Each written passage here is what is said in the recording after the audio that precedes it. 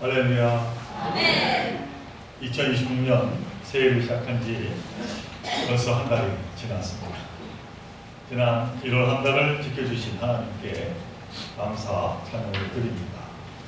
이제 2월 첫 주를 또 이렇게 맞이하여서 마음을 다하여 감사 예배드리는 여러분 모두에게 주님의 크신 은총이 충만하시기를 간절히 축원드립니다. 작년에 제가 돈에 관련된 코믹한 예화를 한번 든 적이 있습니다만 오늘도 그와 유사한 좀 오래된 예화로 오늘 말씀을 시작하고자 합니다. 미국에 있었던 일로 90세가 넘으신 한 할머니가 100만 달러짜리 복권에 당첨이 되었다고 합니다. 아마 한국 돈으로 따지면 한 15억 정도 되리라 생각됩니다만, 근데 그 복권회에서는 고민거리가 하나 생기게 되었습니다. 그것은 그 할머니에게 이 복권에 당첨된 사실을 알리면 분명 기절하거나 심장마비라도 일으킬 염려가 있었기 때문이었습니다. 그래서 방법을 연구하다가 마침내 해법을 찾아냈습니다.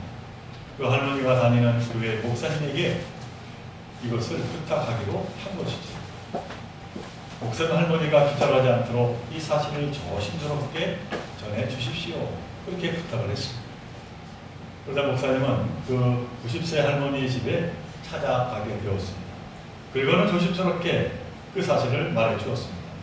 할머니께서 무려 100만 달러 복권에 당첨되었습니다. 그러자 그 할머니가 대답을 합니다. 그럴 리가 있겠습니까? 그러자 목사님이 재차 그렇게 말씀을 드렸습니다. 정말입니다. 혹 놀라실까 하여서 제가 이렇게 찾아와 말씀을 드리는 겁니다.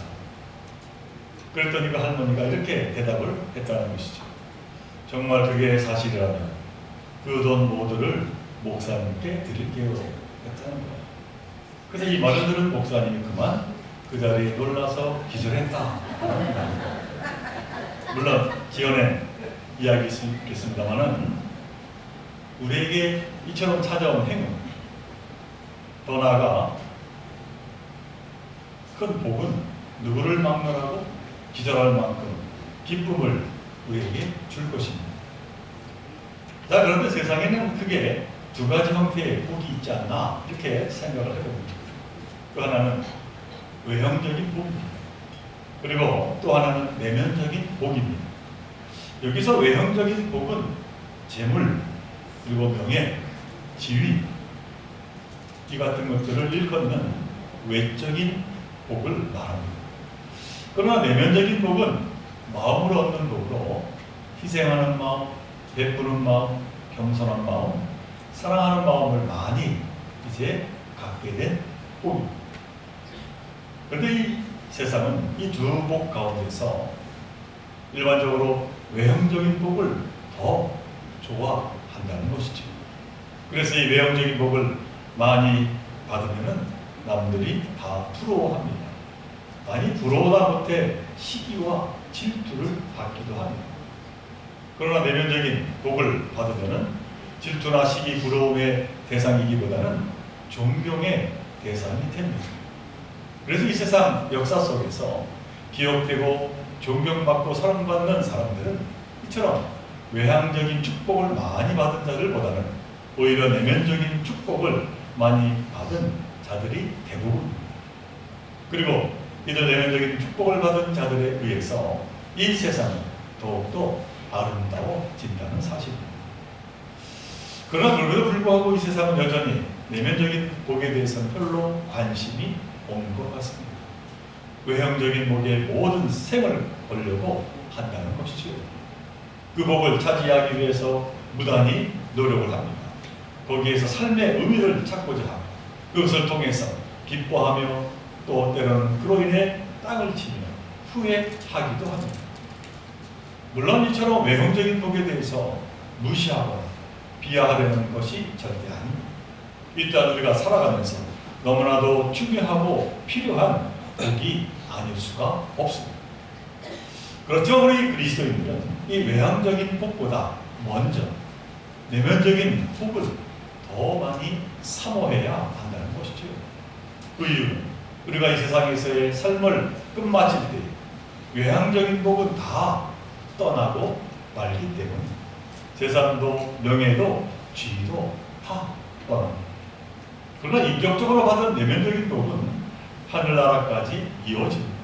하나님께서는 분명 우리의 삶을 결산하실 때 우리가 얼마나 내면적인 복을 원했는지, 그래서 인격적으로 신앙적으로 얼마나 많은 결실을 이루었는지 분명 보시게 될 것이기 때문입니다.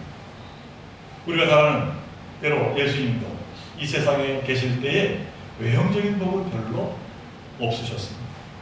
물질이 많은 것도 아니요, 집도 없고 명예도 없고 신분도 그렇게 세상 사람들이 부려할 건 외형적인 복이란 없었습니다.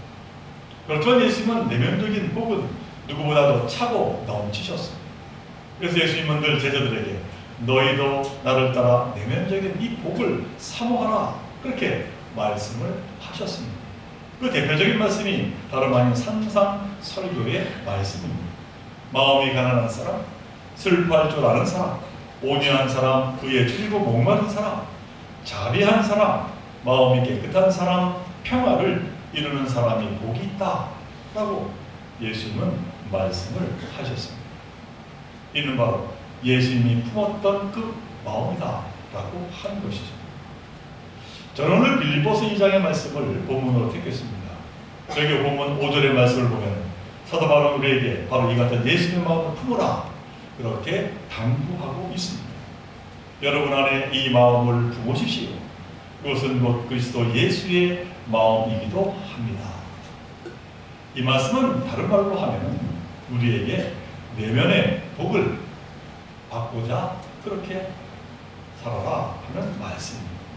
이를 위해 노력을 하라는 것이죠. 이런 말이 있습니다. 천사가 천사인 것은 천사가 천사의 마음을 가졌기 때문이다. 반면에 사탄의 마음, 사탄이 사탄인 것은 사탄의 마음을 가졌기 때문입니다. 자, 그렇다면 사람이 사람인 것은 사람이 사람의 마음을 가졌기 때문이라고 말할 수 있습니다. 그렇지 않겠습니까? 근데 여기에서 말하는 사람의 마음이란 과연 어떠한 마음을 말하는 것일까요? 우리가 다 알고 있듯이 하나님은 눈에 보이는 형상이 없으십니다. 그러나 또한 형상을 가지고 계시기도 합니다. 그렇다면 하나님의 형상은 무엇일까요? 그 형상이란 바로 하나님의 성품, 하나님의 마음입니다. 여기서 우리는 하나님의 마음이 무엇인지를, 우리 사람의 마음이 무엇인지를, 그 실마리를 우리가 찾아볼 수 있습니다. 하나님은 우리를 하나님의 형상대로 창조했기 때문입니다. 그러니까 하나님은 사람을 창조하실 때 하나님의 마음을 사람의 마음에 담아 주셨다는 것이지요. 그렇다면 결국 사람의 마음이란 하나님의 마음입니다. 그 사람이 사람인 것은 사람이 하나님의 마음을 담고 살아갈 때일 것입니다. 이는 결코 사적인 말이 아닙니다. 오늘 본문의 말씀입니다.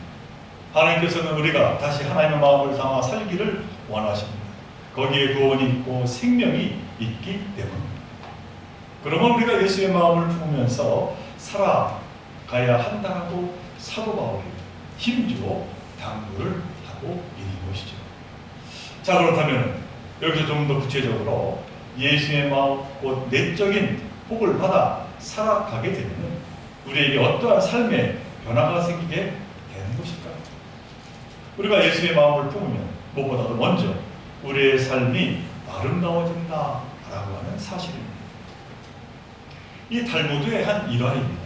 하나님께서 새 천사를 세상에 파송하면서 지상에서 가장 아름다운 것 한 가지씩을 가져오라, 그렇게 명했습니다. 그래서 세 명의 새 천사가 땅에 내려갔습니다. 그 가운데 한 천사는 지상에서 아름답게 피어있는 꽃을 보면서 하나님께서 창조하신 자연의 아름다움에 흠뻑 빠져들고 말았습니다. 그래서는 그 천사는 바로 이것이다 생각하면서 꽃을 한 줌 꺾어서 하늘로 올라갔습니다. 그런데 하나님 앞에 그 꽃을 내려놓으니 그 아름다운 꽃이 이미 다 시들어 그만 볼품없는 모습으로 변하게 되었습니다. 두 번째 천사는 어린아이가 해맑게 웃는 모습을 보면서 생명의 아름다움에 감동을 받았습니다. 그래서는 그는 그 어린아이의 웃는 모습을 담아 하늘에 올라갔습니다. 근데 그 어린아이가 자라면서 모진 세파이살이다 보니까 천진난만했던 그 얼굴은 사라지고 그만 그 웃는 모습도 가련해지고 말았습니다. 이제 마지막 세 번째 천사는 여기저기를 돌아다니다가 어린 자식을 키우며 바라보는 어머니의 그 모습에 아름다움을 느끼게 되었습니다. 그래서는 그 어머니의 그 마음을 담아 하늘에 올라갔습니다. 그런데도 신기하게도 아무리 시간이 지나가고 자식이 나이를 먹고 청년이 되어도 중년이 되어도 어머니의 마음은 변함이 없었습니다. 그래서 하나님께서는 네가 땅에서 가장 아름다운 것을 가져왔구나 그렇게 흐뭇해하며 칭찬했다라는 이야기. 바로 그 어머니의 마음, 하나님의 마음이 우리를 위한 예수님의 마음이 담겨 있었기 때문입니다. 사랑하는 우리 종교 성도 여러분, 내가 내 자신을 아름답게 만들 수 있는 유일한 비밀, 이처럼 주님의 마음을 내 마음에 품는 것입니다. 그 다음 두 번째로 우리가 예수의 마음을 품으면 어떻게 되는가 하면은 승리의 삶을 살게 된다라고 하는 것이죠. 우리가 너무 잘 알고 있듯이 예수님은 평생을 희생하는 마음으로 사셨습니다. 그 마음의 결정체가 바로 십자가의 사랑입니다. 저주받은 십자가에서 인류를 위해서 죽기까지 희생하셨습니다. 그러나 거기에 머물지 않았습니다.